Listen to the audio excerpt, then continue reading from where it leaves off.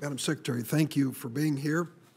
Excuse me. It was a little more than 4 years ago that a number of your colleagues, myself included, encouraged you to take on this responsibility, believing you would have a profound impact on the world and on the diplomacy of the United States, and you have. Thank you so much for all you've done. I also want to say a word on behalf of Ambassador Rice, an extraordinary individual who has served this country well. I think some of the criticism that was heaped on her was unfair and did not reflect the fact that she was reporting the best information she had available at the time. And as you've said, more information became available, and it was dutifully reported.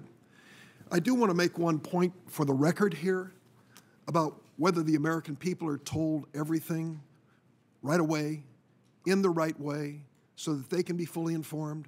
And I'd like to refer to 5 words for them to reflect on: Iraqi weapons of mass destruction. We were told by every level of government here there were Iraqi weapons of mass destruction that justified a war, the invasion of the United States. We are still searching for those weapons. They didn't exist. Thousands of Americans lost their lives. We could have a hearing on that if you'd like.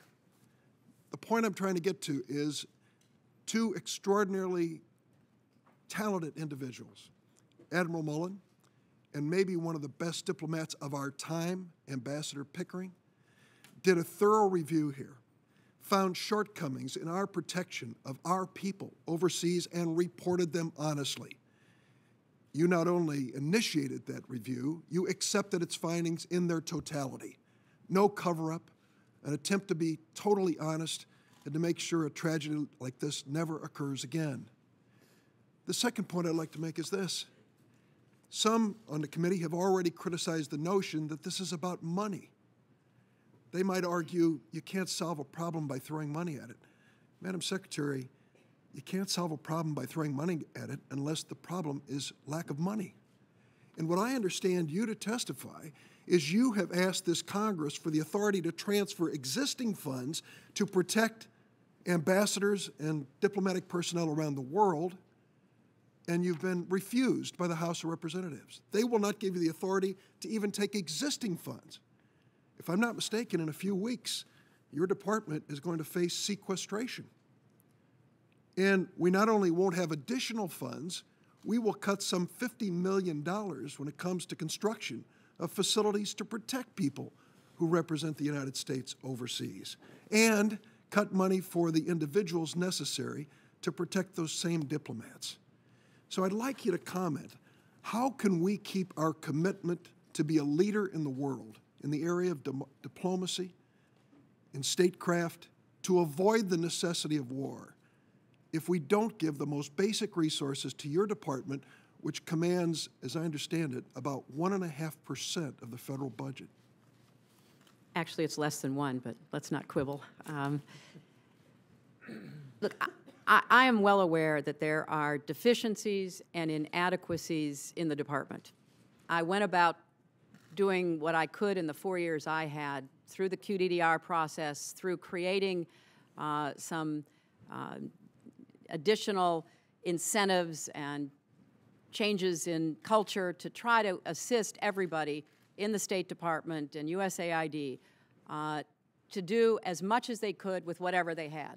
There's, because, we were never going to reach parity with the Defense Department. We were always going to be 1/12 or less of the budget. That was fine, but to do what we can. But at the same time, we have asked for the funds we think we need to be able to fulfill the mission you have described, Senator Durbin. And we need the help of this committee. I mean, I am one who believes that we have to both walk and chew gum at the same time. We have to deal with our own economy and our fiscal situation. That is a given, because that is the source of our strength and our capacity. But we also have to be smart about making the right investments in diplomacy and development to try to solve problems and prevent them. So you know, I have outlined what should be a no-brainer. Let us have the permission to take money we already have. We're not asking for more money, and put it to work where the ARB told us to do.